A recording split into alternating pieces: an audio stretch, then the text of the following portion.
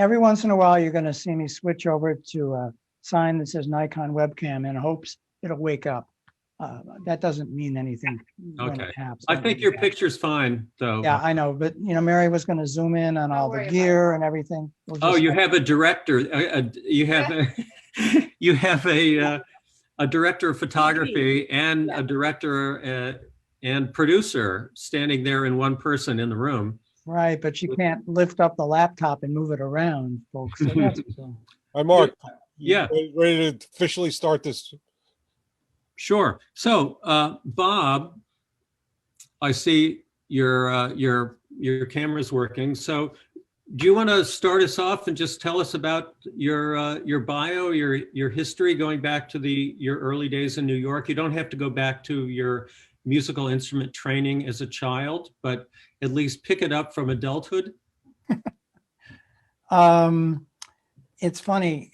Years ago, there was an article written called "Sex with a Proper Stereo," and I was featured in it. It was in the Village Voice in New York.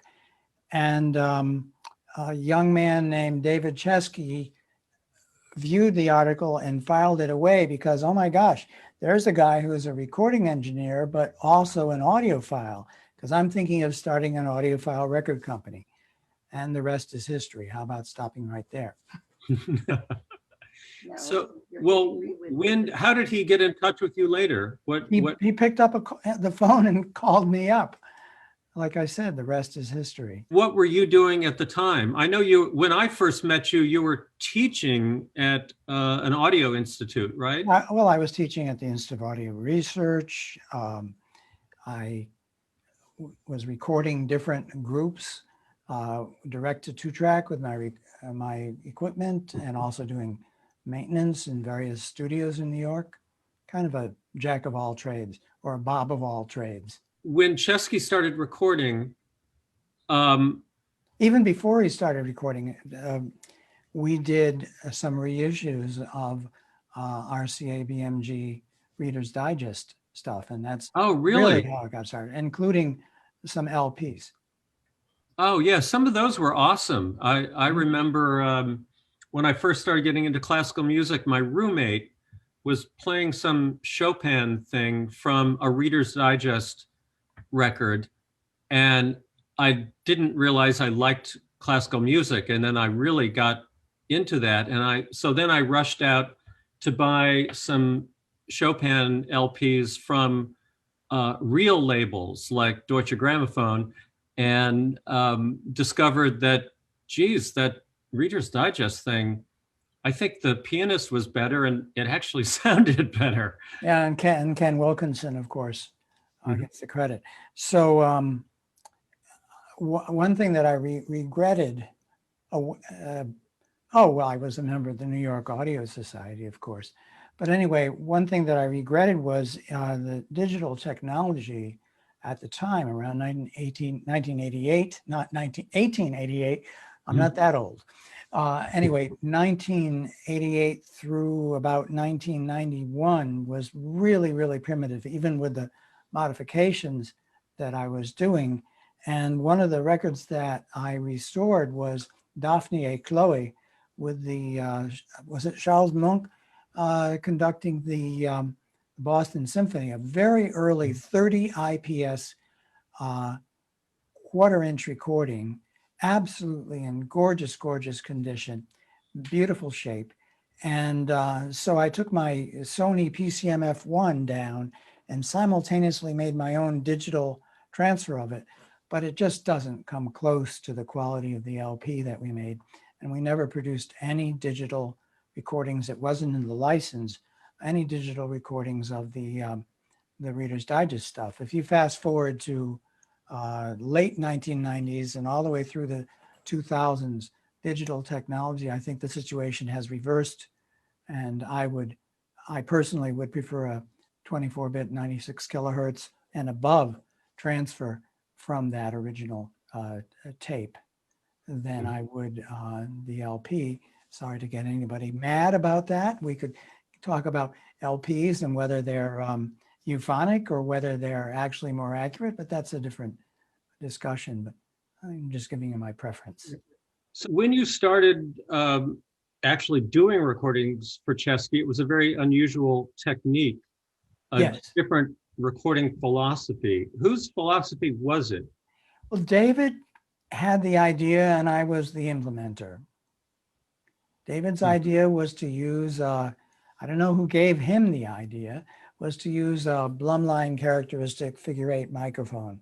The front of my hand is the front of the mic and the back of my hand is the back, and they have equal amplitude in theory if it's a good, well-constructed diaphragm, and opposite polarity, and the same for the other channel. Excellent, superb separation, coincident microphone. So that was the basic original recording philosophy. Not to say that I didn't use some spot microphones as well, but we didn't talk about that very much. Ooh, you cheated a bit. Well, cheating is a bad word. No, I didn't cheat. I did what was necessary. I see Steve Guttenberg joined us, I believe. Hi, Steve. Do you want to unmute yourself? And because I know you're only going to be here for a few minutes, but can you give us some dirt on Bob back in those days? Tell the world how you got introduced to audiophile sound. It's all Bob's fault. Absolutely. So, I met you at a hi-fi show. It was across the street from Madison Square Garden. What was that hotel? Oh, Pennsylvania. Yeah, that one. So anyway, we met in the hall and you told me about who you were and your system. And my eyes and ears were wide open. And that day or soon after, I went to your apartment and heard your Dalquist and your Ampzilla and your system, and it blew my mind, and it's never been unblown. You've managed to start something that's still cascading today, and it's all because of meeting Bob that day. And then Bob was kind enough to invite me to the third Chesky session, the Clark Terry session. And that started, though I knew Norman and David before, I had the whole session thing. That was the first recording session I ever went to. I thought all of them were like that one, Bob. I thought that's the way recording sessions always were. Oh my gosh. Oh well, my we God. turned you into a producer, and yeah, I was a quote producer. you But did you know, very the well. thing that I don't know that the members of the society understand about Bob that makes him so special is that he is one of us, as some people like to say, that he is an audiophile and a recording engineer. And sadly, that's an unusual combination. It seems like most recording engineers are not. And you correct me if I'm wrong, Bob. See, the thing that I got about you and what you were striving for right away was, especially for Chesky sessions, but I think just in your work in general, is that you had a drive to make recordings sound like you were there. And I think most recording engineers are making recordings that have a sound. They're not trying to capture the sound of that piano or that drum kit or that musician. They're making up a sound that is commercial and appealing to people. But you, on the other hand, I think you're trying to just capture what went down at the session in the most realistic way as possible. Is that fair?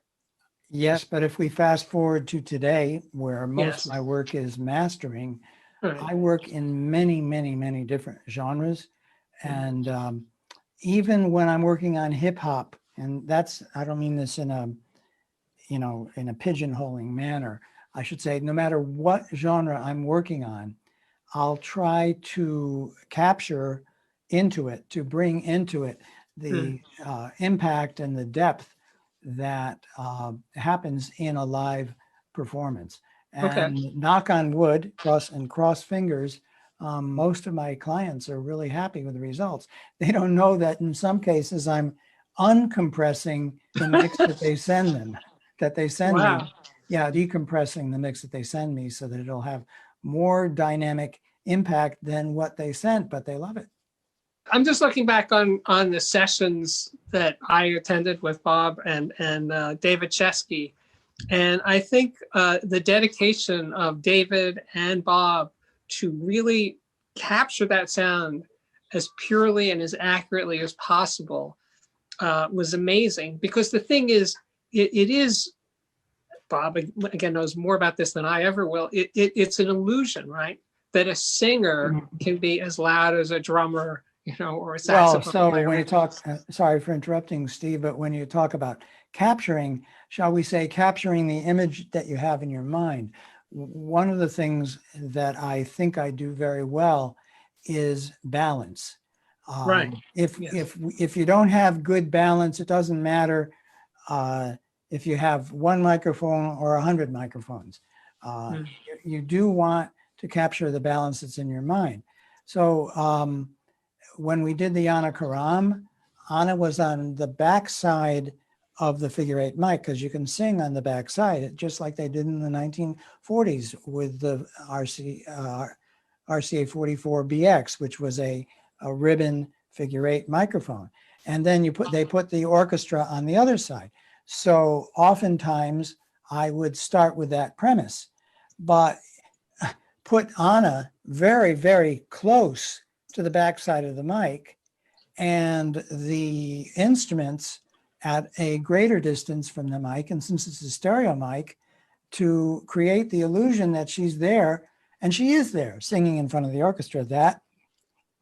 Those Anna Karam recordings and the Kenny Rankin, which I'm still very, very fond of, came out extremely natural, even though they weren't recorded in a natural way. I mean, if you put a person on the backside of the mic and you say, okay, get a little closer, no, until you feel that their volume is appropriate for the mix with the instruments, that's an artificial process, but you're using, shall we say, naturalistic ears to arrive at that.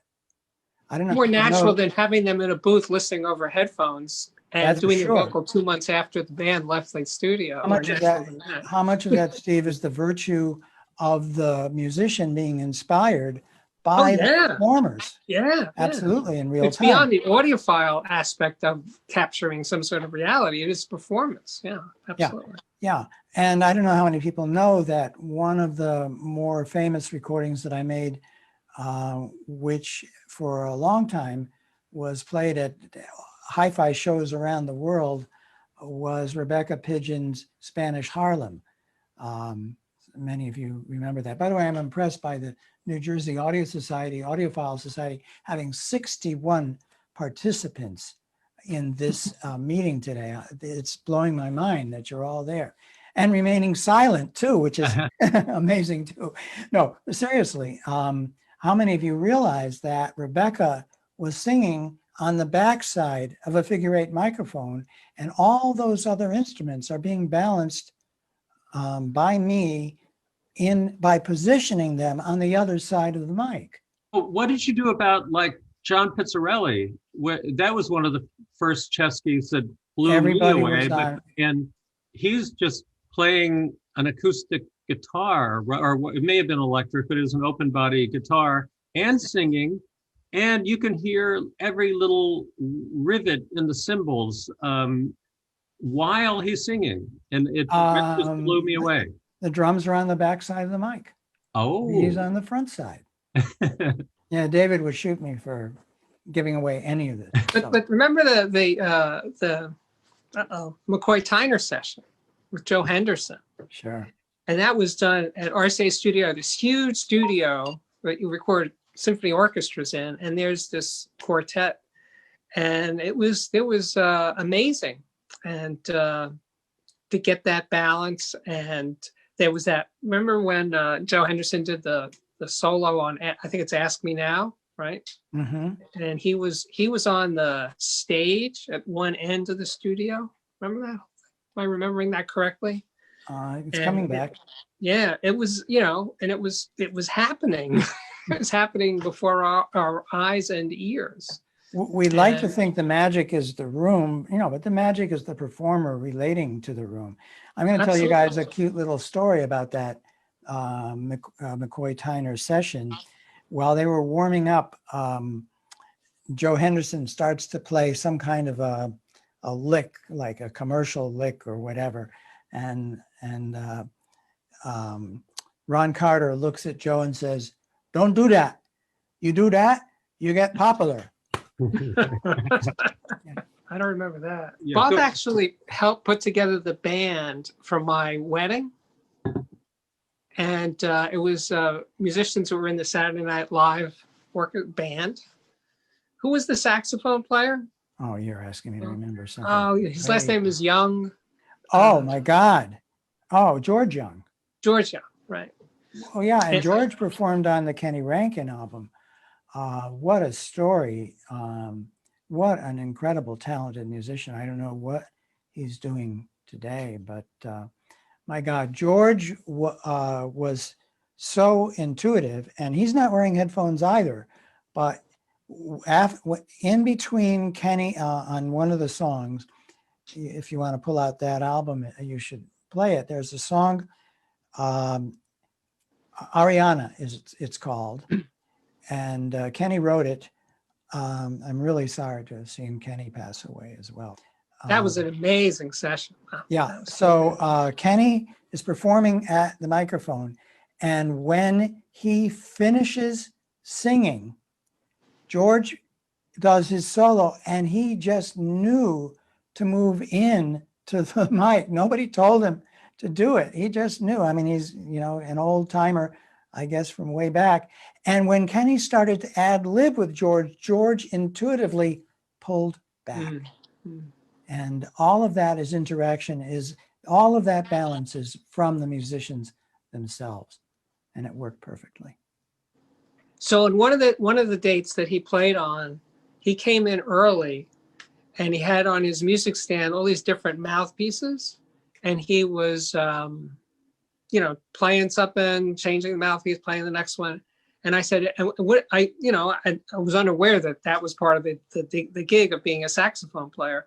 But he told me that what he was doing, he knew the sounds of those different mouthpieces. He was listening to himself in the room, because he was there by himself in the studio, and he was hearing the sound coming back, and he was mentally, oh yeah, I'm going to use this one for this. And I was, wow. Yeah, well, That was George really played the soprano, which can be a very harsh sounding instrument. So, he probably worked very hard to get a smooth, warm sound from that instrument. Yeah. So the other thing I remember about you, Bob, doing this is that when you were on the talkback talking to the band in between takes, you had like the airline pilot voice. You had this very calm, no matter what awful, crazy things were going down at any minute, that you had like the voice of reason. You just like had this like steady as she goes kind of demeanor that was very... The Chuck Yeager of the recording business. Yeah, definitely. Yeah, I was flying. One other question about recording with Chesky. I remember Steve telling me about these sessions, and oftentimes you guys, and particularly David, had to talk the musicians into doing it his way, because a lot of them hated the idea of having to all play together and not screw up. And they thought they were in a recording session where you could multi-track it and fix mistakes. And they were not always on board. Yeah. Oh, yeah. In particular, Herbie Mann was frustrated throughout the entire session. He pushed you on that, huh? But serially, Flakes. No, Herbie. The thing about the flute is it's a very quiet instrument, and the concept of flute in a jazz performance only exists in multi-track recording, because the flute can work extremely close to a single microphone. And all of my attempts to put Herbie on the backside and work with the flute, because he plays very quietly, almost didn't make it. It was not a concept that worked well. But he did it eventually. Yeah, he made it through. We made it through. Bob, tell us about the Olatunji session.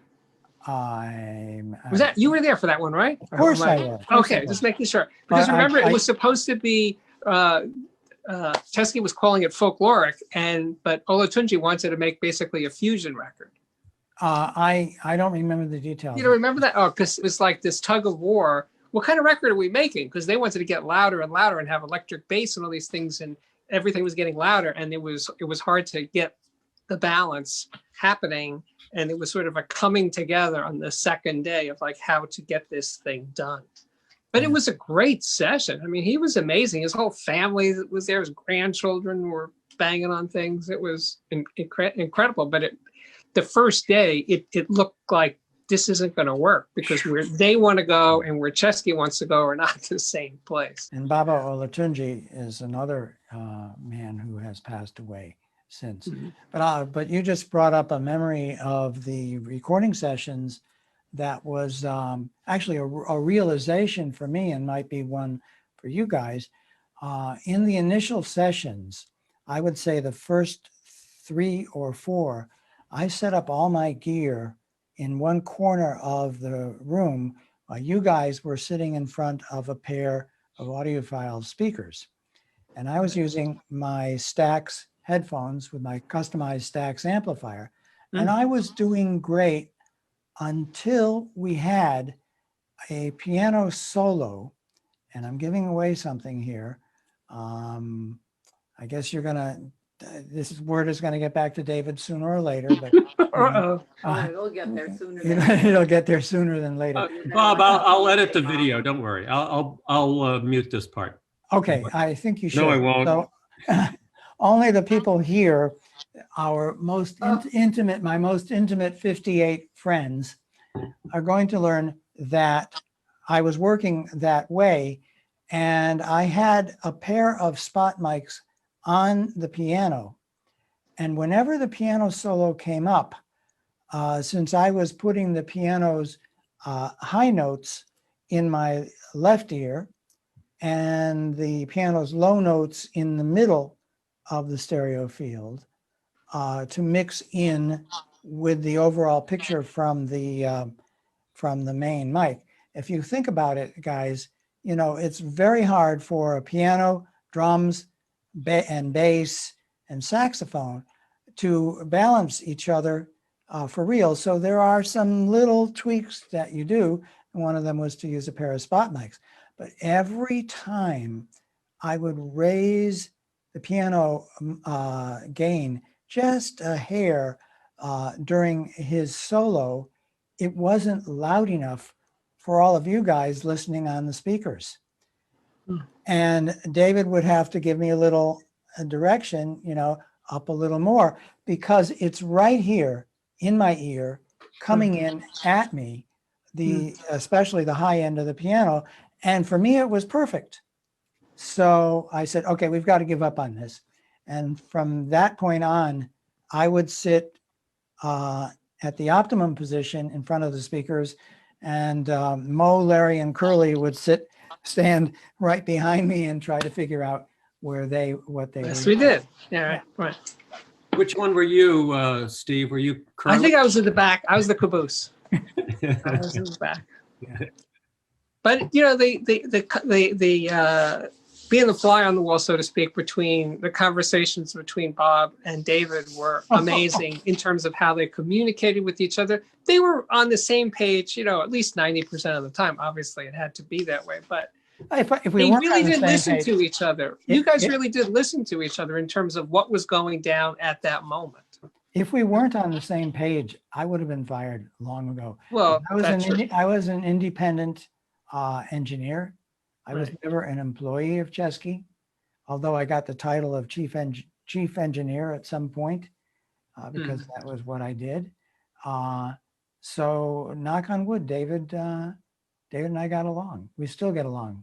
Yeah, no, it was amazing to be a part of it. Yeah, when I come to New York, I have to have my chocolate cake, and David says, "Why don't you just slap it on your side?" Yeah.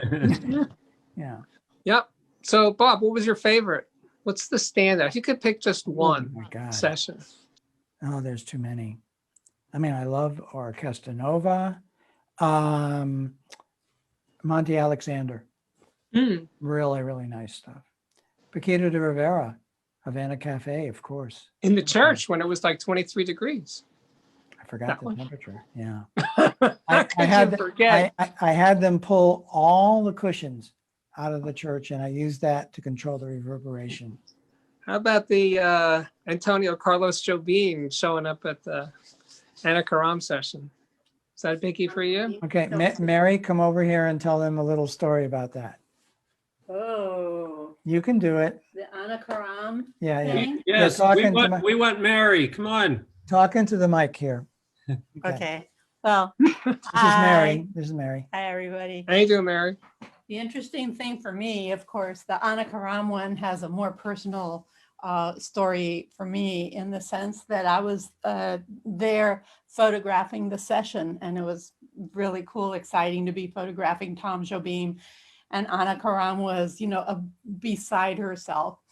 And so then at a certain moment when he was playing the piano and she was sitting next to him. Now, you all know who Antonio Carlos Jobim is. You bet. Okay, no questions who he is. All right. You could go drop the, his greatest hits, Gruff Me Penny.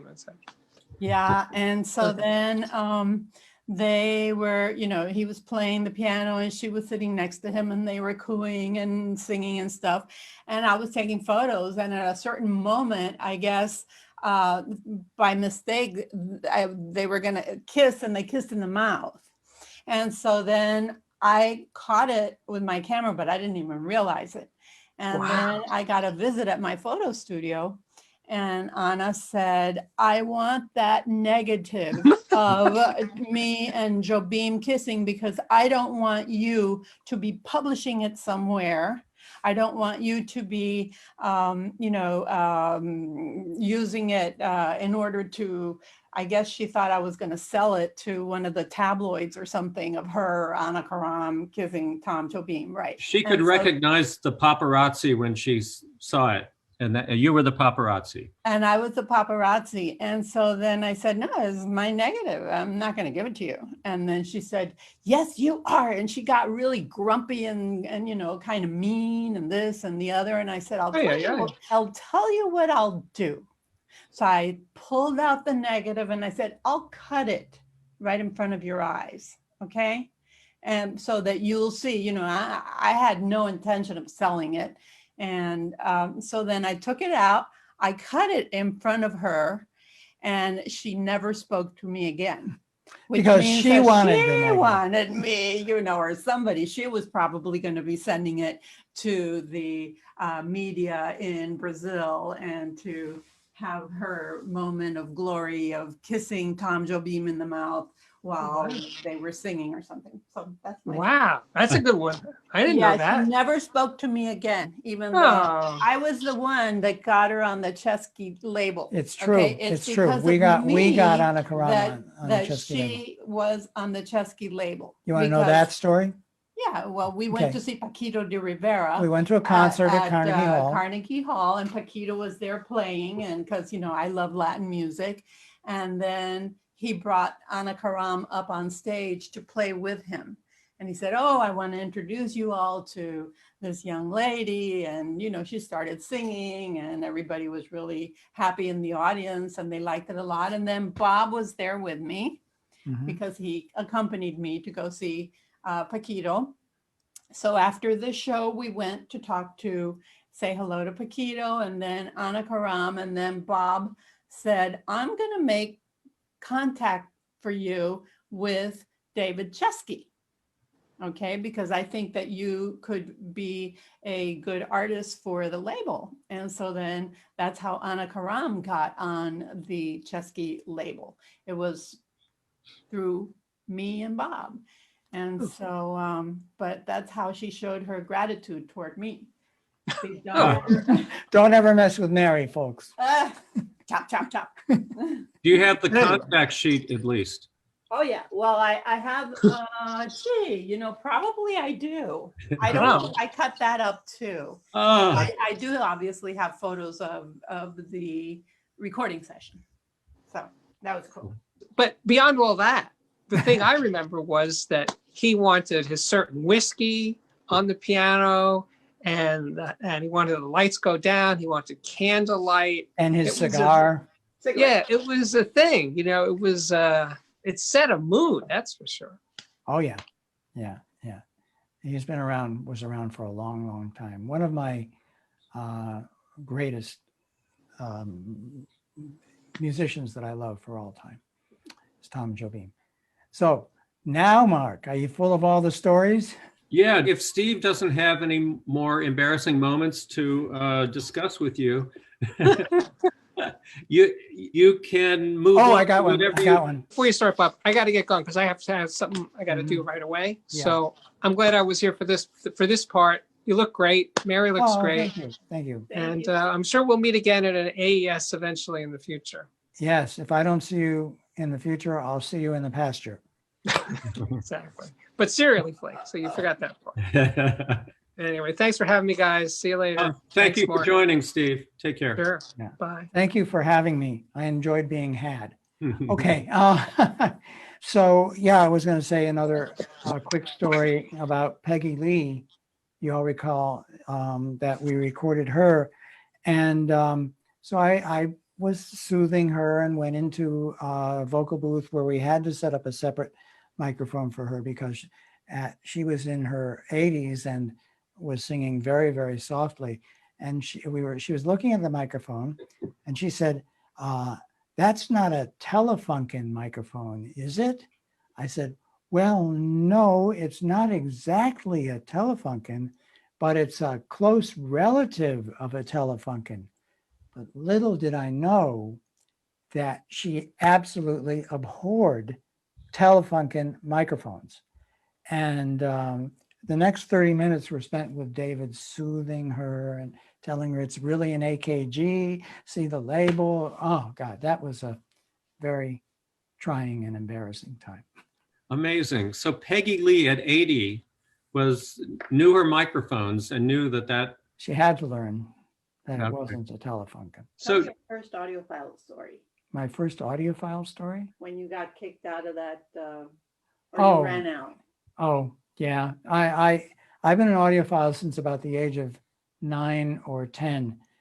And I lived in Hartford, Connecticut, and they had and may still have a very high-end store called the Stereo Shop in Hartford. And I used to go in there all the time. And one day they were demonstrating a pair of Beveridge speakers. Does anybody remember the Beveridge speakers? Steve Guttenberg remembers them very well. Yeah. And I remember them in Steve's apartment very briefly. Okay. So, and Mr. Beveridge, I think, was there. So I went in there and just to visit, and I spent 2 or 3 minutes in there and ran out of the store with my hands over my ears. I couldn't take it. And since then, I've gained a little bit more tact. So you literally ran screaming from the room. I've felt like doing that many, many times, but I think I've only done that once or twice in my life. But Probably not as publicly as me in front of the inventor of the loudspeaker. And yet Steve Guttenberg went ahead and bought those turkeys. I don't remember Steve having the beverage. I've erased that from my mind. Okay. So do you want to talk about the AES paper? We got a lot to talk about. We can skip around. We don't have to go in chronological order. So we could start with the present and cut back in time every now and then. Yeah. I don't know how I got introduced to the concept of using isolators under loudspeakers instead of cones. But I mean, for a long time, I subscribed because people told me that was the ideal to the, honestly, folks, what turned out to be the myth that putting cones underneath your loudspeakers and all your gear was the be all and end all, under the theory that it was solidly mounted to the surface and wouldn't rock and all that other good stuff. But at some point I learned what I have to tell you is the truth, which is that is a bogus idea. And the problem is that there is no such thing as solid mounting. there's always going to be some coupling and some decoupling. So what you do is you design an isolator whose cutoff frequency, because the isolator is a low pass filter. It filters everything down to low frequencies, and below a certain low frequency, then the speaker is coupled to the floor. But above that frequency, it's isolated. So what you want to do is design an isolator designed for the weight and or mass of the loudspeaker, that whose cutoff frequency will be sufficiently low that the speaker will not couple to the floor throughout all the frequency range of interest. And the isolators that I found have been scientifically designed. I guess here, being in the Audiophile Society, we can mention brands, but Sure. with the AES in my paper, I did not mention the brand because the Audio Engineering Society is supposed to be a neutral society. I spoke about their characteristics, their measurements, and the measurements that I made with them. But in particular, the isolators that I've become enamored with are the EVP isolators from AV Room Acoustics, I think is the company's name. Norman Varney, is that? That's right. Mhm. Yeah, Norman Varney. And the isolators that I have, the speakers that are behind me are the Dyne Audio Evidence M5P. This is the professional version. The consumer version costs like another $5,000 or $10,000 more, and they're finished in Danish wood. And I don't need that. I don't know how many of you need. If you have the money to afford the higher price version, fine. But the design is identical with the consumer version of these speakers, and each one weighs 300 pounds. And so Norman designed for me a set of EVP isolators that could take whatever 300 divided by 4 is, okay? You put one underneath each, and they're very large, thick versions, and they were experimental versions of his isolators. And the cutoff frequency for those is 8 hertz. So everything below 8 hertz would get through, but how many loudspeakers can generate 8 hertz? For that matter, these speakers natively roll off at 27 hertz. That's why I have the JL subwoofers. I'm pointing the other way because I have a mirror image in my screen. Because you're backwards, but yeah, we get the point. Okay. Yeah, we can see the subs, and we can see the little green bricks under the speakers. Yeah, and there's also EVP isolators, the traditional model, the original main non-experimental model underneath the subwoofers. Although in the beginning I didn't have isolators under the subs, and I'm not sure I was able to prove whether those made an improvement or not. They didn't hurt, so I've kept them there. Anyway, prior to getting the isolators in this room, in order to raise the speakers up so that the tweeters are, you all know that the Dyne Audio design, let me walk back here. You can't see it too well, but there, whoa, I'm tied in here. There's 2 tweeters here. I don't know, we can't zoom in because the camera, anyway, there's 2 tweeters. So in order to get the loudspeaker tweeters to ear height without dropping my chair well below any kind of standard height, I put 4x4.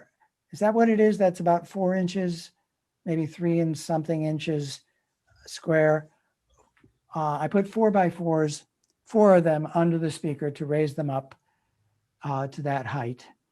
And a month later, my isolators arrived and replaced the wood blocks with the isolators. And to my ears, the improvement was enormous. One of the most astounding things is that on the other side of the speaker, you'll see a diffuser back there, and people may ask, why do we have a diffuser there? We can talk about that. But in the whole area between the loudspeaker and the front wall, that became eerily quiet, okay? I could walk behind the speaker and just not feel the music vibrating. So that was an obvious improvement. So do you feel that the vibration that you used to hear and now don't was coming from the cabinets? It What is was that? it is the cabinets that vibrate.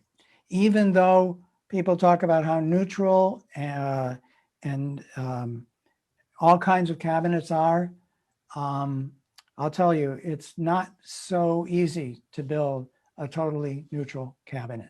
So there's always some vibration. And in my experiments upstairs in Studio B, the mix room, I proved that these they were 125-pound loudspeakers definitely vibrate and definitely pass energy through to the floor if they're not mounted on isolators.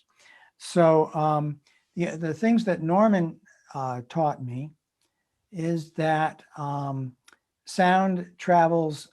I could have looked this up, but I may be an engineer, but I don't know everything. I may be a doctor. I'm not a doctor, but I do play one on TV. You know how that goes. Anyway, so he taught me that sound travels through concrete faster than it does through air. And I see Alan shaking his head and agreeing with that, right? Is that right, Alan? Yeah, he's not. Well, anyway, it does travel through concrete and through many surfaces faster than it does through air. And this room is on solid concrete slab.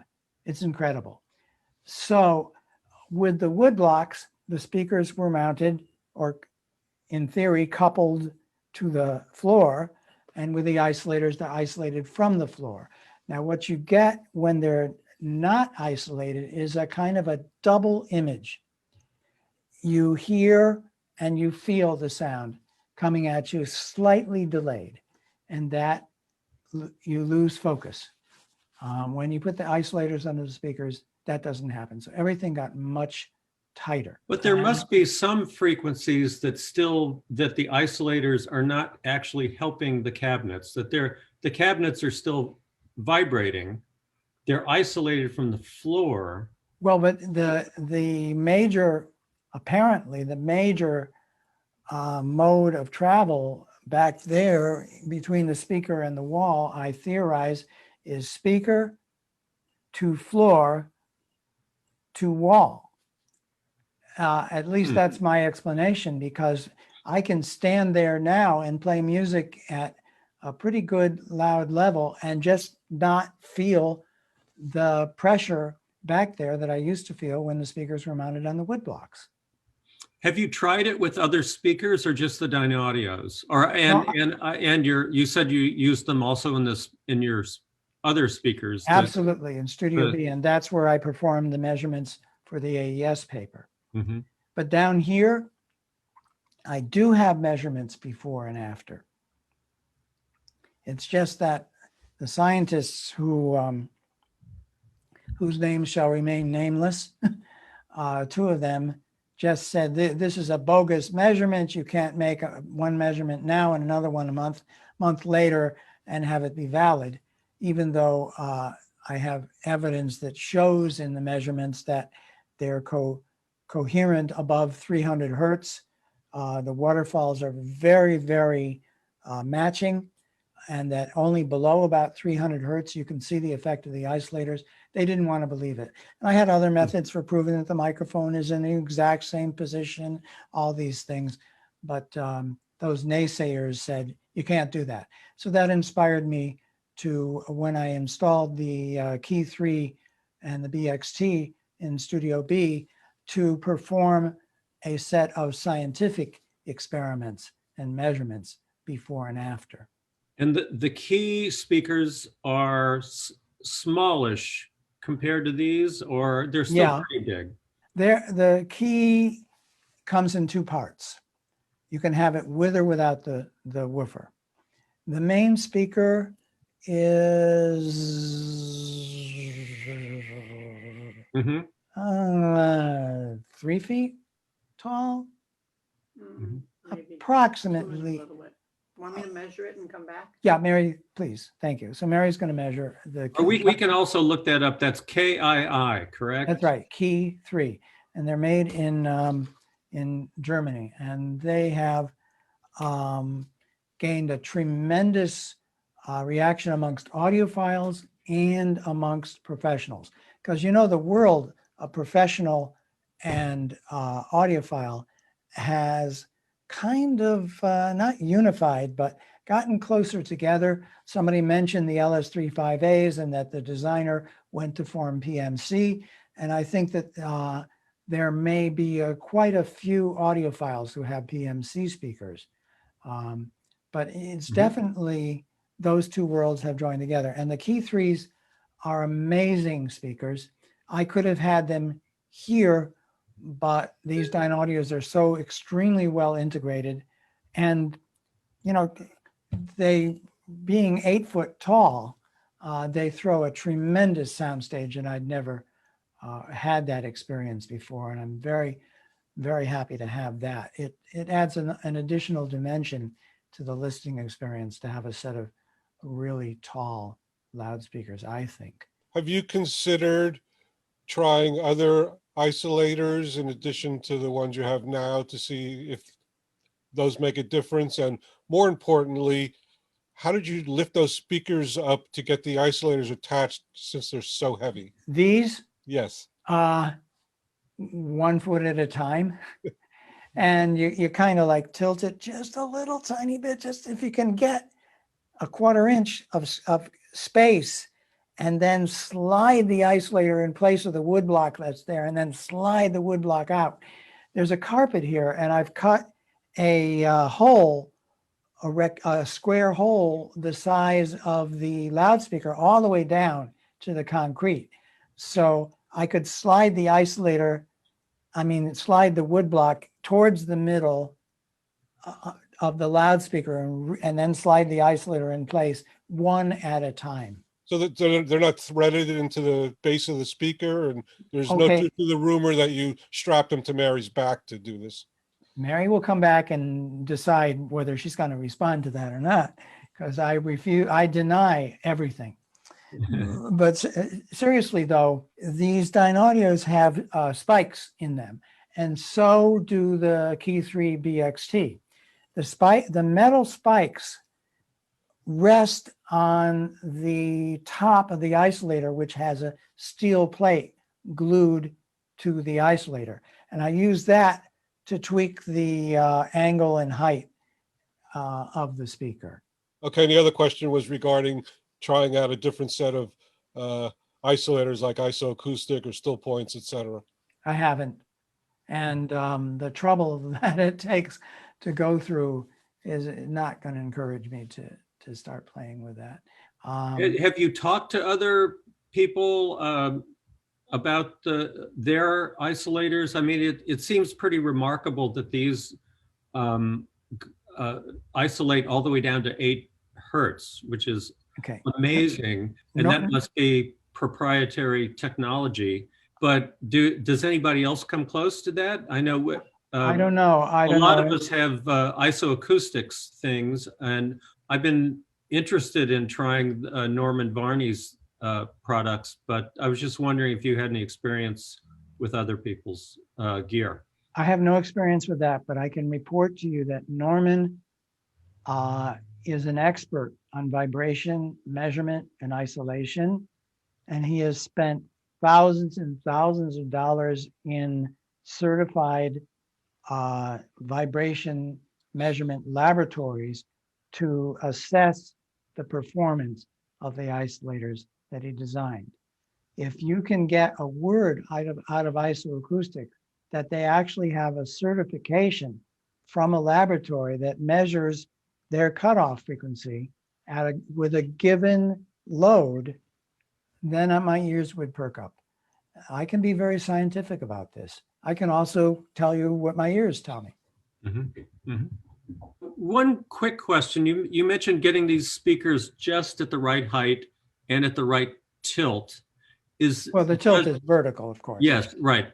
Backwards, forwards tilt, not sideways. But is that because of the dispersion of the tweeters being stacked as opposed to a single tweeter? Okay, Dynaudio has technology that they call DDC, dynamic something something. I'm sorry, I don't remember what DDC looks for. Somebody can Google this while I'm talking, can tell us what Dynaudio DDC stands for. Basically, each transducer is in a pair. Okay, so there's the two tweeters in the middle, then there's two mid-ranges, one above the other, and then a pair of woofers up top and a pair of woofers on the bottom. And this forms a line radiator.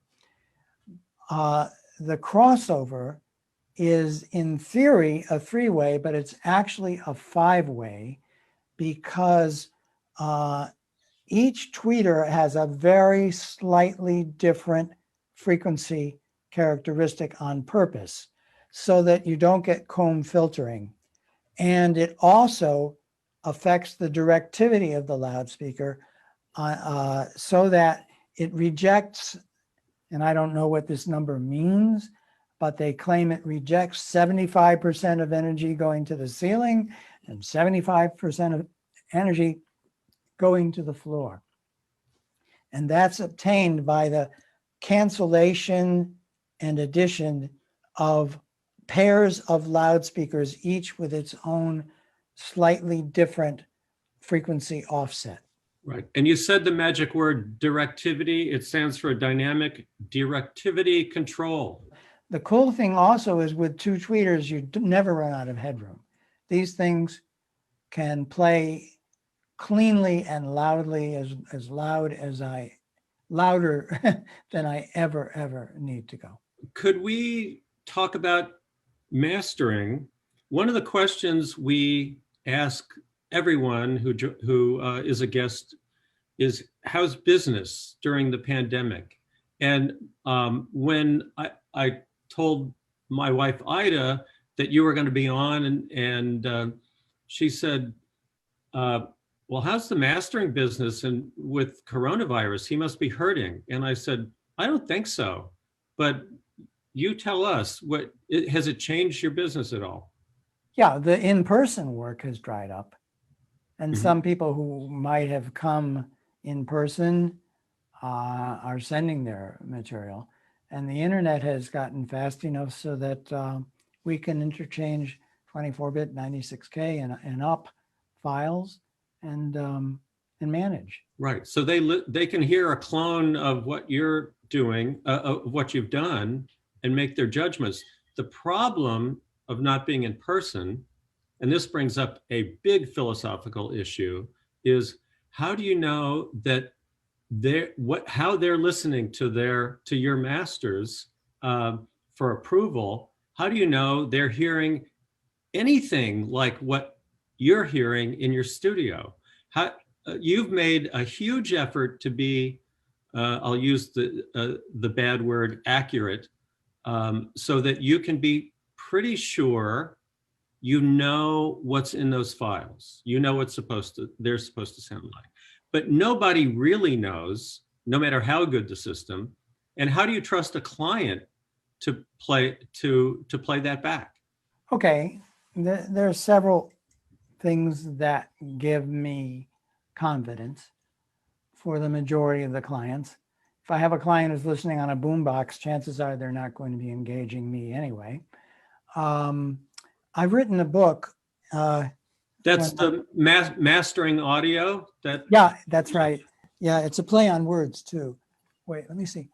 Hey, Mary, did you measure? The tops are 16 inches high? Yeah, and total it's 46. Total 46 inches high. Hmm. Okay. So pretty big actually. And they're beautiful. Thank you, Mary. Can you bring a copy of Mastering Audio, please? Okay. Okay, so I've written this book and I have a theory that partly answers, or maybe mostly answers, your concerns. I believe that there is a bell curve of reproduction and recording, okay? So let's just draw that little bell curve. On this side of the bell curve are loudspeakers that are the dullest, thinnest, most darkest loudspeakers in the world, or that are out there. And on this side of the bell curve are loudspeakers and also recordings, which are the brightest, screechiest, thinnest recordings. And right in the middle, notice it's a bell, so it gets bigger and bigger and taller. Right in the middle is where these loudspeakers I have engineered to be. Mhm. As a result, and this is my book. Mhm. Thank you, Mary. Mary was a graphic designer for the book, by the way. And Very nice job. It's really nice, Mary. Thank you. We're like in our 8th or 9th printing. It's the most popular book on Focal Press. Could you hold it up once again? We didn't see it real well. It's called Mastering Audio, the Art and the Science. And it's in its 3rd edition. I'll be working on the 4th edition soon. Hmm. All right. So in the middle of this bell curve is the response of these loudspeakers, okay? And the way I get there is I take over 50 of my very finest reference recordings that I trust. Now, this could cause a kind of a vicious circle in concept, but I have an answer to that, okay? And the high frequency response, which is the only part that I adjust, these speakers are calibrated and they're actually corrected with a utility, a program called Accurate, an Accurate Convolver, which is extraordinary correction program. And it's, trust me, beyond audiophile quality. I took a year back and forth between my analog crossovers and this until I was 1,000% sure that the response was, that the sound of Accurate had no coloration whatsoever. It took me a long time. Okay, so after correcting with Accurate, he spells it ACOURATE, I have control over the high frequency tilt. Now, these Dynaudios out of the box are bright. I think many people have realized that over time. So you try to fix it up by mating them with tube amplifiers and this and that. In addition, I will do a roll-off. And I work on this roll-off in 1/10 of a dB increments until the very brightest of my reference recordings and the very dullest are both tolerable. And the majority of my reference recordings fall right in the middle. So then in addition, I assess the responses of my clients. If 10 clients tell me, Bob, your recording is too dull or too dark or too bright or whatever, if it accumulates, then I start thinking either my ears are starting to go or my monitors need another tweak. And that hasn't happened in about 10 or more years. So I've reached the point where I'm very comfortable with the masters that I make, and the vast majority of the clients are happy. And that's because I land right in the middle of that bell curve. And recordings I'll play, it increases the listening enjoyment of the recordings that you have. You don't start saying, oh, that's a horrible recording and that's a great recording. The speakers still resolve and show me what are bad recordings, but the number of acceptable recordings, when you fall in the middle and you don't say, these speakers are a little bright, it starts to reject more and more of your favorite recordings. We all know that those classic Mercuries are really bright, aren't they? You don't think so? The Mercury Living Presence? Anybody want to, either raise your hand for yes or put them down for no? You don't think that the Mercury Living Presence of the vast... I like them better than the RCAs. The RCAs sound old-timey and bandwidth limited to me, and the Mercuries I like, actually. Okay, I won't guess whether your speakers fall in the middle of my bell curve or not, and I won't say... But I do recognize, however, that Mercuries can be a little on the bright side. Good, so I like the dynamics, and I feel like they're kind of clean sounding, even though they do have that slight brightness to them. Okay, so we sort of meet there. Well, anyway, after adjusting the bell curve or whatever, the high frequency response of these speakers, and also upstairs in Studio B, to that perfect middle, many of the Mercuries are very tolerable to me now. Right. Now, of course, they were mixed and mastered, I believe, with Altec voice of the theaters. So God knows what Bob Fine was hearing when he was mastering those, because voice of the theaters are not particularly accurate speakers. Right. So did that answer your question? Yes. That's how I know that my masters are going to end up being... Bob, I have a question. It might be helpful if you would tell us how to obtain your book, since you put so much effort into it, and we're all audiophiles. Just remember my website is digido.com. Stands for digital domain, DIGIDO. But if you look up Bob Katz, if you just Google Bob Katz, you'll find my website. I know it. Right. I have a question. Yeah. Do you use the accurate to correct the low frequency, the room modes, etc.? Very much so. I also have 3. Does anybody know the PSI Audio AVAA electronic traps? Have you heard of them? Nobody's heard of them. So look up my review in Stereophile of the AVAA traps and by PSI Audio. And I have 3 of them in the back. And basically they make the back wall invisible. It's like punching a hole in the wall and turning it into a window. And there's a lot of trapping around here. So accurate supplements what I have with trapping already done. If you were to rely on, I mean, if you try to equalize a bathroom, it still sounds like a bathroom, right? So you have to start off with good acoustics to begin with. Now, in addition, these speakers are adjusted for linear phase with accurate. So I have a near linear phase response. Impulse response is incredible. It's just one sharp impulse that arrives at the ears, as opposed to the tweeter, mid-range, and woofers arriving at different times.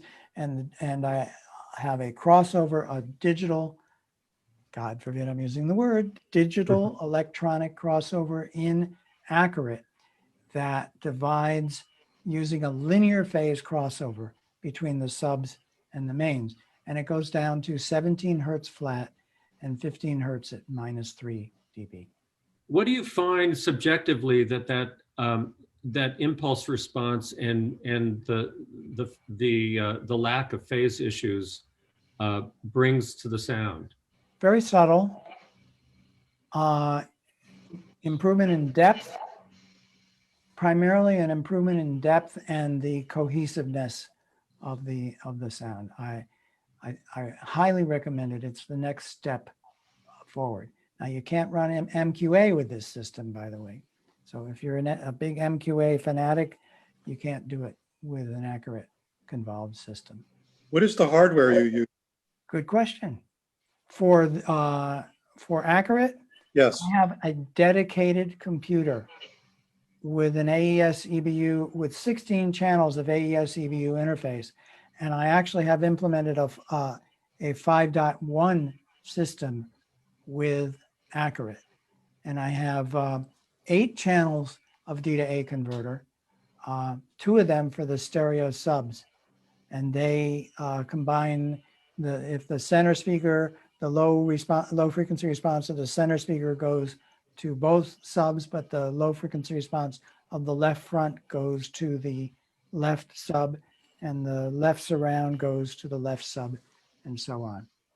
We use digital crossovers for our speakers, and it does do phase, time alignment, and all the EQ. And I could attest to its tremendous addition to the natural speaker. Cool. What is it? What brand or model? Well, we use a Trinov ST2 processor. Yeah, I know the Trinov. I know We use that with our speakers that we've milled, which are our line array AMT driver based. Okay, the Trinov is a direct competitor to Accurate, except it's Accurate. You have to build the box for it. You have to run the software in Windows Right. in Accurate. Trinov is a dedicated box. I would love to do a shootout of Trinov versus Accurate someday. Well, maybe we could talk about that. I'm always looking for new technology, anything that's, brings us a little closer to the pinnacle. And Mike, where are you now? Are you in North Carolina? We're in Charlotte, North Carolina. Yep. Mhm. So you're sort of halfway down to Bob in Orlando. You'll have to meet up after the vaccine, after you get shot. Well, you could bring all the New York people and the Florida people up to Charlotte. We got plenty of room here, and we can have some fun. I did want to add, though, what I find is the having the time alignment and the phase response and the frequency response and EQ really gives you a very kind of natural presentation, in that it's a very balanced kind of presentation, and the focus of instruments and how precise and solid they become is pretty interesting. And as Bob said, the impulse response becomes really incredible as the phase response, and the group delay is consistent.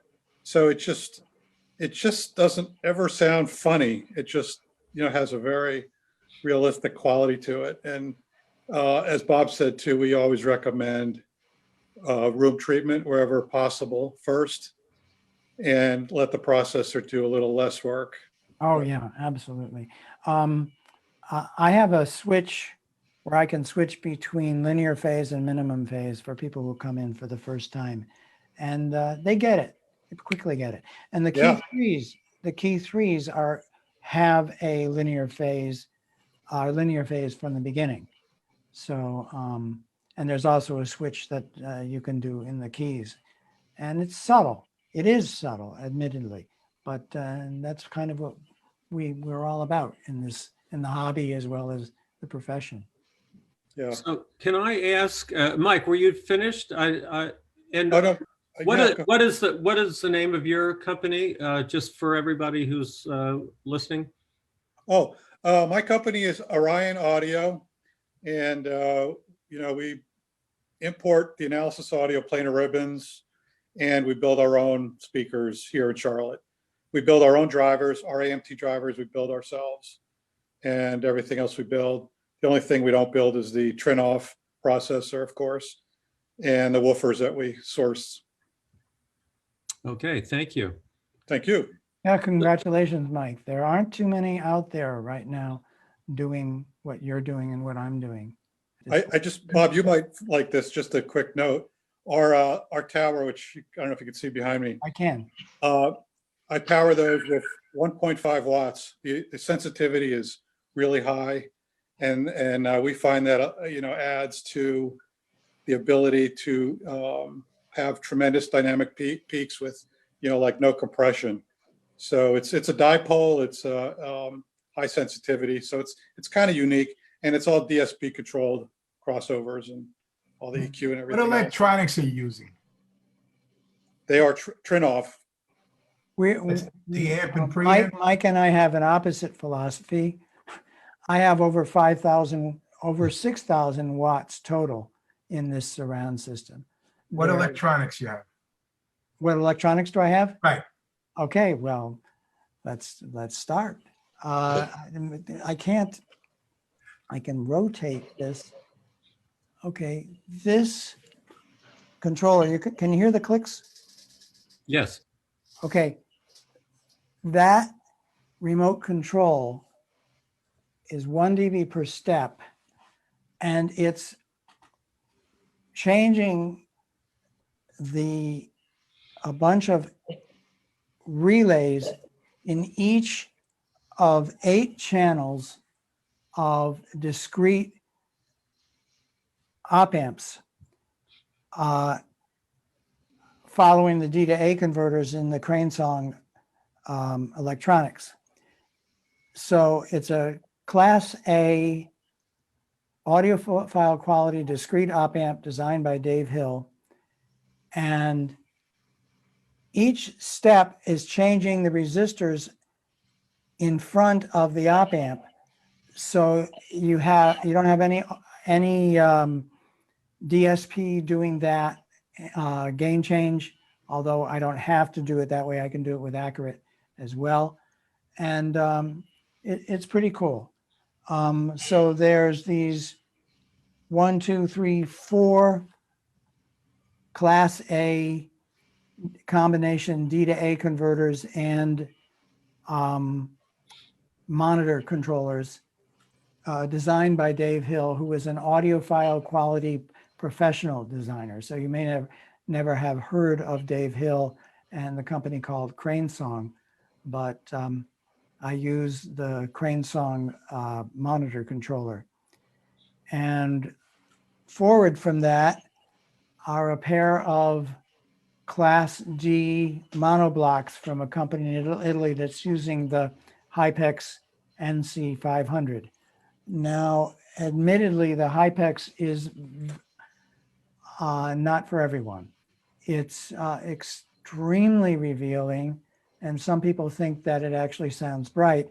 But what I've discovered is that the associated equipment that you use with it becomes important. If you use an amplifier like the Hypex, if you use the Hypex, oh, here's Barry Diamond. Sorry, you had to leave without saying bye-bye. I offered Barry the chance to say something. Barry, do you want to say anything now before you leave? I'm sorry. Is my mic unmuted? I can't tell. Yes. Yes. Go ahead. Okay. I just want to say thank you for the invitation. Thank you, Bob Katz. It's been great. We met long ago when you were in the West 70s. And I'm a fan, and I have a copy of the book, and I love it. And I just want to wish everyone a happy holidays and a happy, healthy new year. And I'm all for isolation, by the way. I've been playing with that for a while, and I think it benefits everything. It even benefits video gear to my eyes anyway. So I wish everyone happy holidays, and I'll see you at the next meeting, I hope. Great. Thanks, Barry. Thank you. Nice to see you, Barry. Thank you so much. Likewise. Thank you. Wow. So I was just talking about the power amplifiers, which are based on the Hypex. If you're going to get a Hypex, you get extremely clean power. And if your associated gear leading up to it is the least bit harsh, I wouldn't be surprised. I would say a tube preamplifier could very likely mate well with the Hypex amp. Not everybody likes them, but after I got my EQ right, I've been very happy. So I have 700 watts per main speaker, and then the claim of the JL woofers is that they're 1500 watts, but nobody knows for sure. And I can't get up, but I've built a dedicated 100 amp service to this room that's behind one of those curtains. I have the breaker box, and I split that up into 5 20 amp individual circuits. Now that is what you would call overkill, folks. The Wizard of Oz.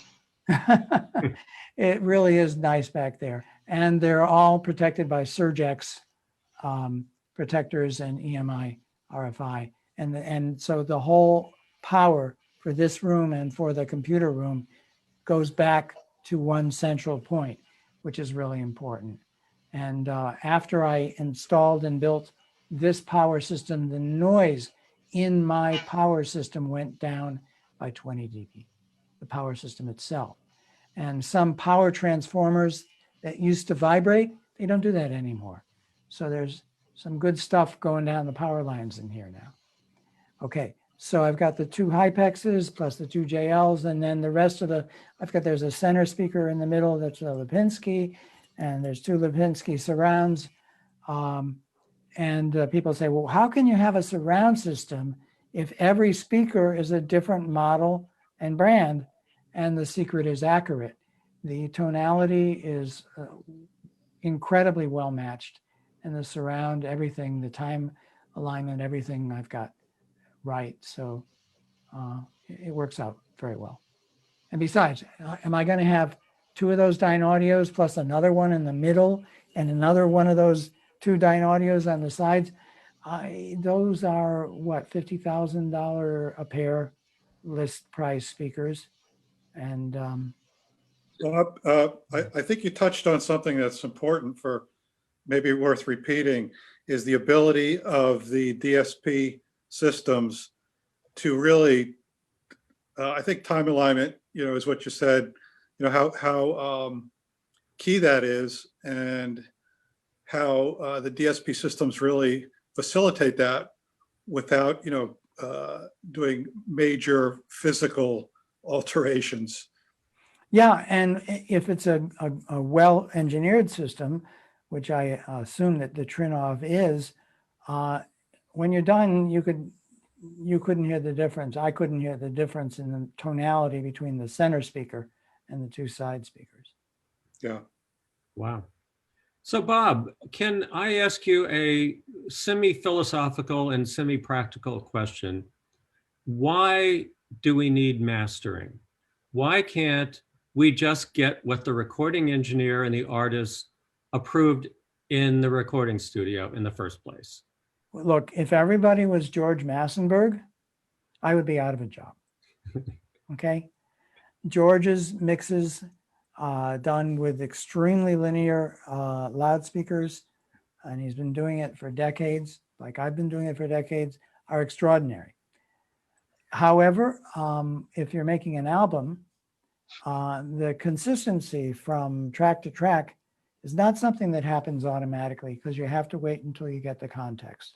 So you mix one song, or maybe you mix one song on one day on 6 cups of coffee, and the next song the next day on hot chocolate, you're going to have a different frequency response. And in the mastering, I will help to unify that.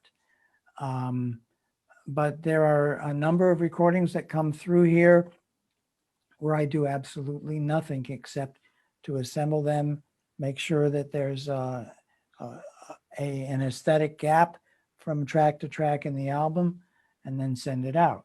But I have a US patent on a process that I have licensed to UAD and to Daniel Weiss and to Z Systems, that I call the K stereo, K for Katz, okay?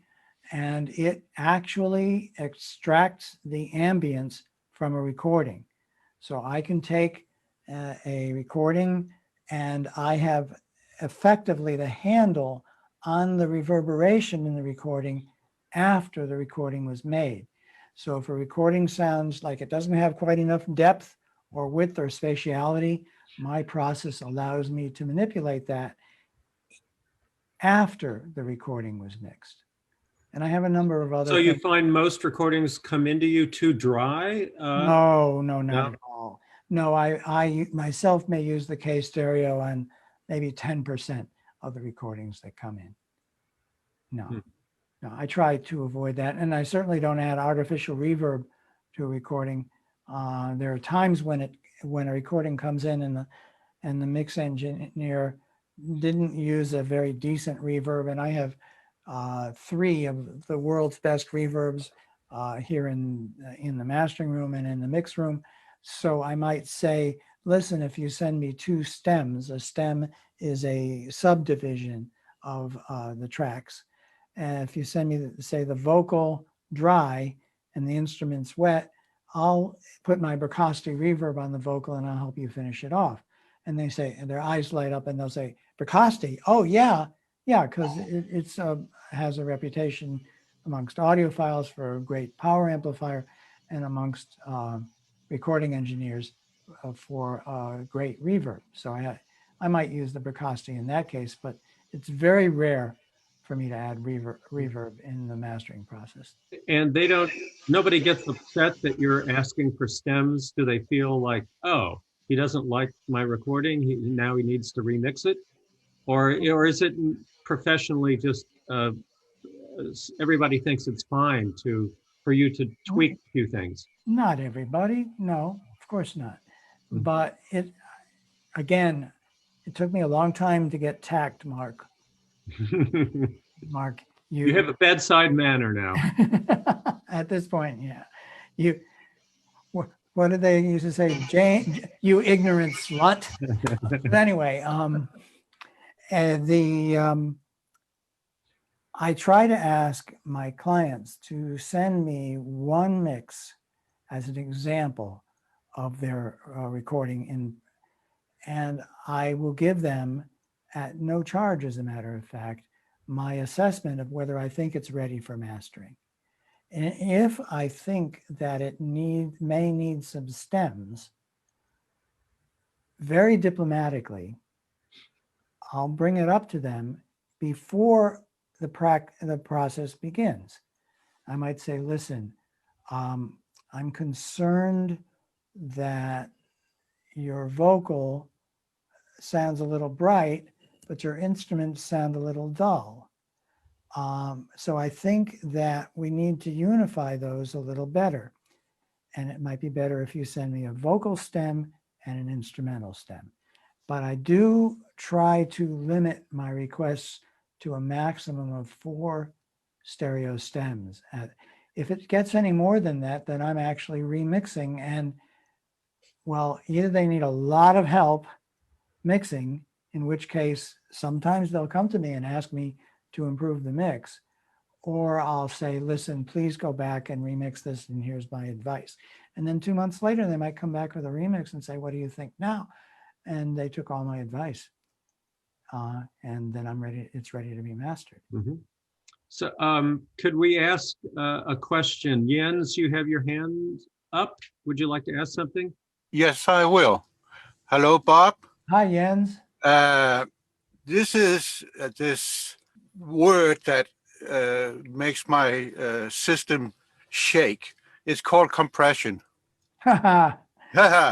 And you said the key word a long time ago. You said you redid the compression on some files. I would love to redo, uncompress some of the music I have, because it really makes me non-relaxed. And because I have a system that may sound more or less like yours, I love the dynamic. I love my background noise is low. I really feel engaged when it's uncompressed, and I feel extremely unrelaxed when it's compressed. How do I uncompress my music? And is it possible to figure out how it's compressed so it could be reversed? Okay. Or would you put that information on the recordings So it's listed as being compressed so and so and so. Well, we wouldn't go so far as the last thing that you suggested, because first of all, it very well might have been the artist's or producer's choice, you know. But there's a lot of reasons that are not good reasons why so much music today is compressed, far too much. And I am co-chair of an AES streaming loudness committee, and we've almost, we should have out by January our revised specification, which will hopefully wake up the music industry. And NARIS, you know, who do the Grammy Awards, is behind it finally. So we might see some movement in the next couple of years that will help the situation that you mentioned. But let me see if I can answer what you can do in the meantime, or for older recordings that bother you. Years, you know, I've been an audiophile ever since my teenage years, honestly, guys. And even when I was working in television between 1972 through 77, I was the chief audio engineer of Connecticut Public Television.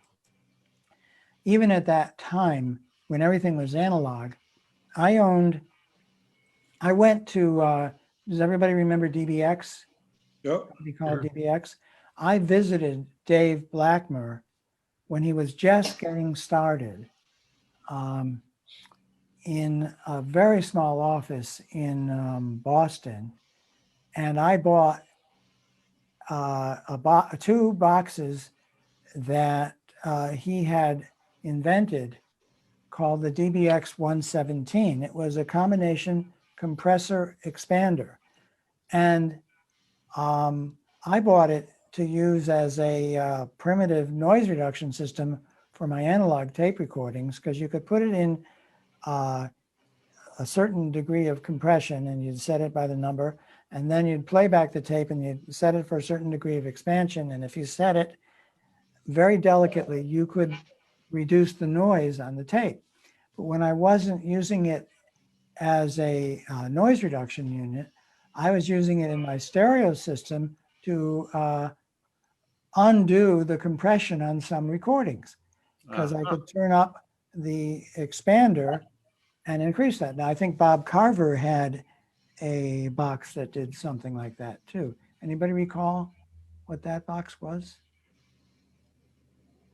Okay, well, I'm pretty sure Bob Carver had a dynamic expander. Anyway, the DBX 117 is no longer made. Jens, do you have any computer expertise? How do I say yes to that? Somewhat. Yeah. Okay. Excuse me, Bob Carver's unit was the Phase Linear 1000, similar to the DBX. It was an uncompressor to a degree, right? It was a denoiser, and it had about 3 or 4 dB of expansion.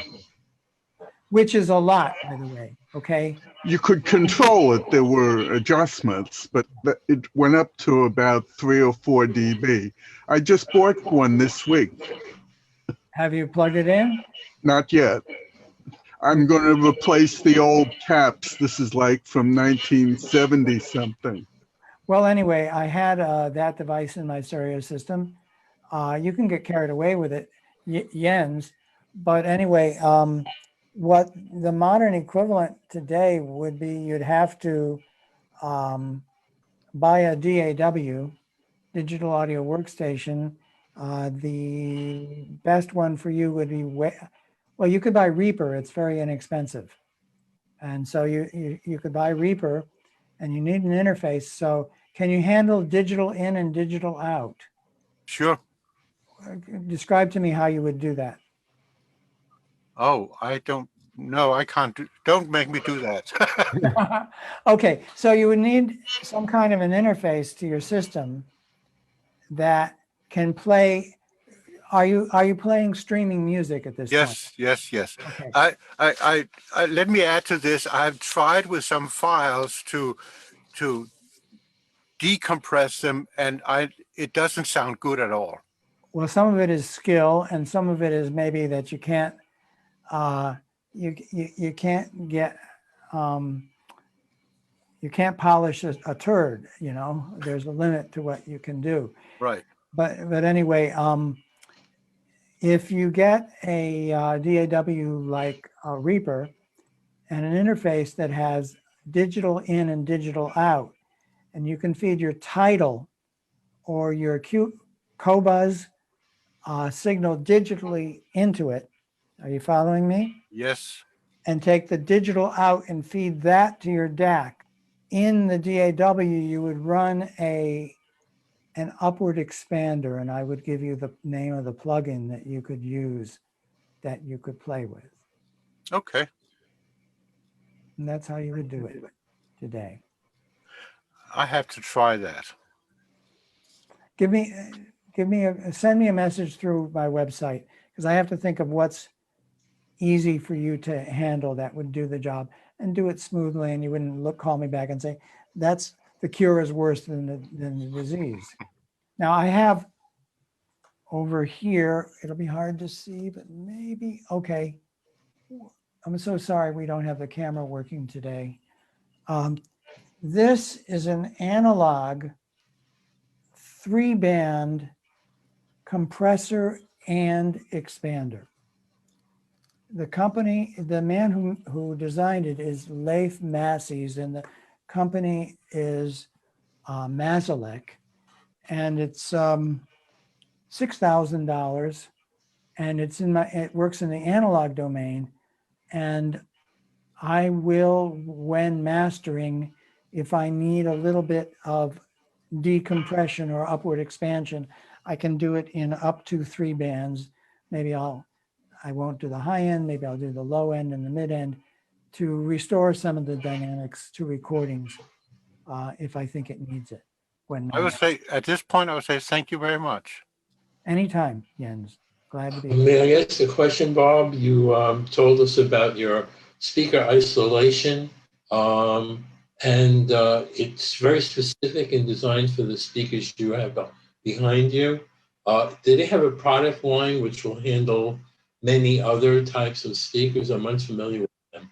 It has to do with the weight and mass. Because these are 300 pounds, Norman had to design a custom set of isolators, but he has a range that will work with a given weight. So how heavy are your speakers? I'm not sure, but I also, well, they're 2-way monitors on stands, and I think that might pose a problem. Not necessarily. You can either put the isolator between the speaker and the stand, or between the stand and the floor. And if you talk with Norman, he can give you advice on that. The company is it's AVP.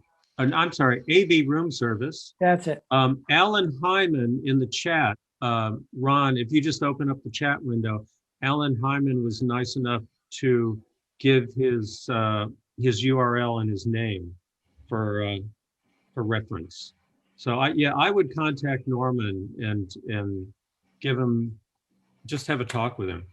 Yeah, he was Okay. going to try to attend this meeting today, but he told me he wasn't sure if he had the time. Obviously, he hasn't had the time to visit, but he is definitely an audiophile and a professional room designer as well, and definitely a world's expert on vibration and isolation. So depending on the weight of your loudspeakers and the situation and what kind of a floor are the It's a apartment building, and it has a oak wooden floor. and if you jump up and down on the floor, does it vibrate or does it solid? I'm not sure, but I know when a person above me does, it's not solid. That is a concern. Yeah. It really is. But then again, if you isolate your system from the floor, you may no longer have sympathetic vibrations in the floor. That's what intrigues me. Apparently you've done that. Well, certainly in Studio B, which is on the second floor, you know, it, like in every house, it's going to vibrate, and it definitely has reduced I considerably. definitely have that problem, yes. Yeah. So I think you're a candidate. Yeah, thank you. I'm going to look into it. So, Bob, Hi, Mark. another book that you wrote, I don't know if Mary did the art direction on it, but it was about iTunes, and it was called something like Mastering for High-Res Delivery. Yeah. Which is, so speaking of compression, obviously there are two different kinds of compression. iTunes still does not release uncompressed or lossless files, but they do have very specific specs, I understand, in terms of what they'll accept. Do you want to talk about what you do with Apple files? Only a little, because, you know, this being an audiophile group, I don't think that you guys should be listening to Spotify or Apple Music at this point. I think that, you know, it's either going to be Tidal or Qobuz. Qobuz, right? That's what I was Yes, thinking. right. And we had a meeting with the Qobuz with Qobuz a couple months ago. Yeah. So yeah, we're very familiar with Qobuz and Tidal. So basically, the thing is that Apple allows me to send 24-bit 88.2 or 24-bit 96K files, and then they will downsample it to 44.1 and then convert it to AAC for Apple Music. And then when or if, we just don't know when or if, Apple never reveals their secrets, they decide they're going to get into high-res streaming, they'll have a staple of high-res material on file. But I usually send 24-bit 44.1K to Apple, because I think I can do a better job of downsampling than Apple can. Oh, really? Okay. Yeah, by the tiniest bit. I have a question. Remastering has become almost a new industry regarding remastering of existing recordings. I know a lot of times you'll buy a record and on the cover there'll be a little sticker saying, you know, remastered by Chris Bellman or Kevin Gray. I was just wondering if you're doing that at all, and if you had any, you know, thoughts on how that's working out. Okay. You're opening a can of worms there. Sorry about that. Is that Barry? That's Paul. Paul, there's so many of you, I can't see whose mouth is moving out of sync on this version of Zoom. Anyway, no, it's a can of worms, because, you know, there have been at least four versions of Michael Jackson's Thriller. And there was a discussion on a Facebook group that I'm in that Mark Knopfler's famous, what's the name of the recording with the dobro on the front? Come on, everybody knows this recording. It's incredible. It's one of my favorites. Just having him. Which Dire Straits is that? Yes, we're all having senior moments right now. Brothers in Arms? That's it. That Brothers in Arms has had many versions. And now apparently there's an MQA. But if you go deep into the sources, it turns out that the Brothers in Arms was mixed from a Sony dash format that was very, very early in around 1988, 89, if I'm not mistaken, and had very poor digital conversion. But the engineer, again, whose name escapes me, had made an analog safety tape at the same time. It was just as a proof of concept. And so there's more than one version out there now. And which one made it to the MQA? I don't think it's easy at all to know the provenance of a remastered recording. How many different copies of Dark Side of the Moon do I have? Okay, so I'm pretty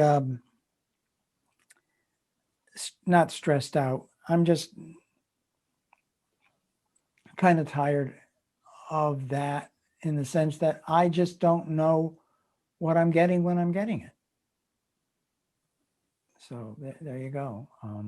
How many versions of Hotel California are there?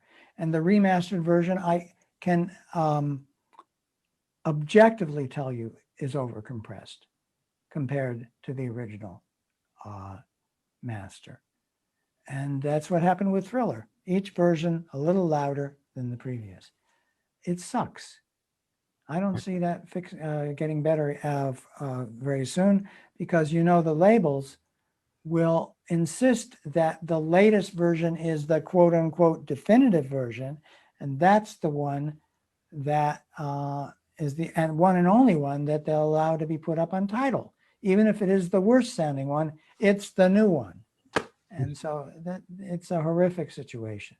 And that's why some of us still have record players and LPs, because lots of times the earlier mastering to LP, sometimes they were bad, oftentimes they were great. And the remasters just keep getting worse and worse and worse. Yeah. I have all my old albums, and thank goodness they're in good condition, but they're often better than the newer released ones. Every once in a while, I'll get a new version of something just out of curiosity, but lots of times it's just lacking. It's sort of just missing something. Yeah. And I've heard my friend Rob Robinson from Channel D. Yeah, I know Rob. He plays at shows a 24-192 rip that he did from the original LP of Thriller. And it's, oh my God. Now the HD and the thing is, like, I play it from Qobuz and I go, wow, that's really good.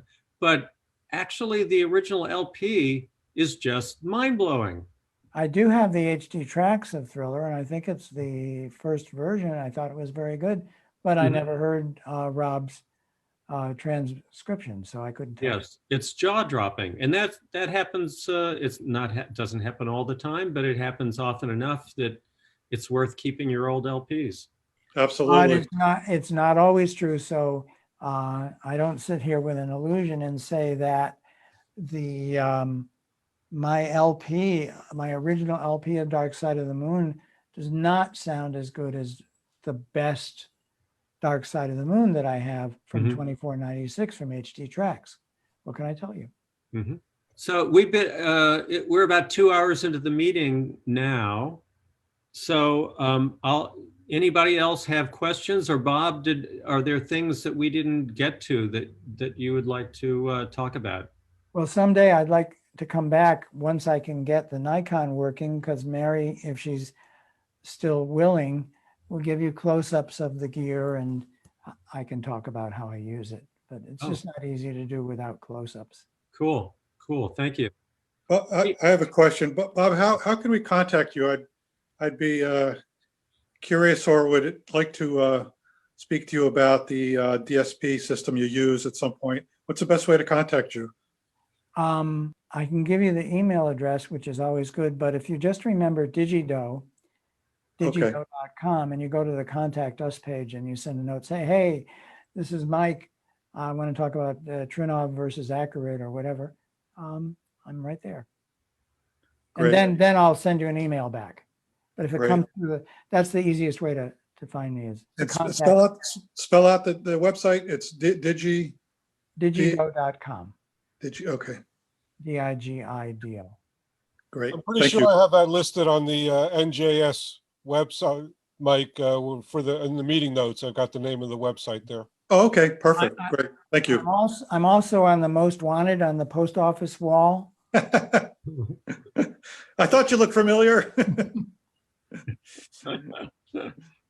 Thank you very much. This was much appreciated. I think this was one of the most informative meetings we've ever had. I hope everybody enjoyed it and learned something.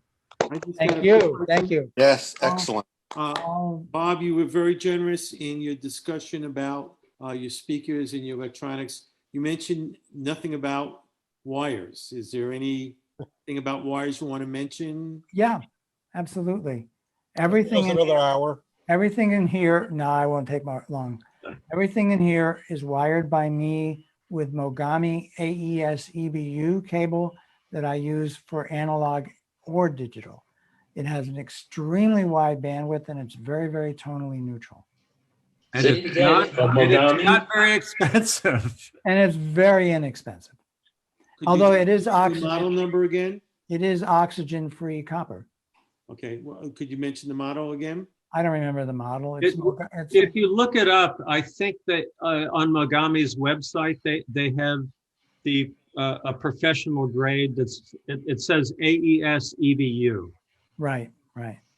And if I would recommend you solder, although I wouldn't be surprised if there's people out there who already have XLR cables made with it. It's 2-wire shielded, of course, but you can put RCAs on the end. It does sound better than the cheap cables I used to use. And oh, by the way, in the chat, Mike Trey said, brothers in arms, the engineer was Neil Dorfsman. And Mike's little anecdote is that he used to blow the tweeters on his PROAC tablets all the time. And Mike was the guy who had to replace his tweeters constantly.